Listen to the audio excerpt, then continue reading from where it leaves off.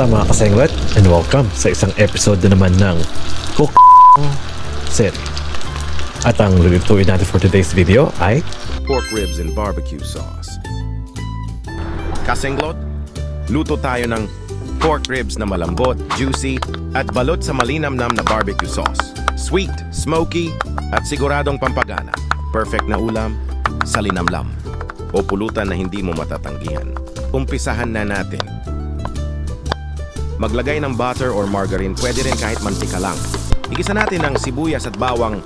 Kapag lumabas na yung aroma, pwede na natin isunod ang pork ribs. Maglagay ng paminta at asin, haluing mabuti. Maglagay ng 2-3 dahon ng laurel, saute for at least 5 minutes. Ilagay na natin ang tomato sauce at barbecue sauce. Kalahating baso ng tubig. Sili. At ang kalamansi juice. Habang naghihintay, shot puno muna kasinglot. Pakuluan ng 15 minutes o hanggang sa malesen ang sauce.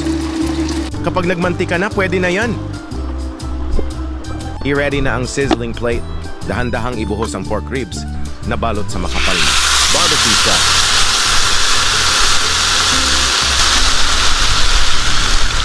Mga kasenglot, ayan na ang pork ribs na malambot. Pulutan man o ulam, siguradong mapapadami ang kain. At tagayin nyo dito. Kaya't i-ready na ang plato, i-ready na ang baso. Shot puno mga kasenglot. at kung umabot ka hanggang sa dulo ng video ito, maraming salamat sa panonood kasenglot. Hanggang sa susunod na video.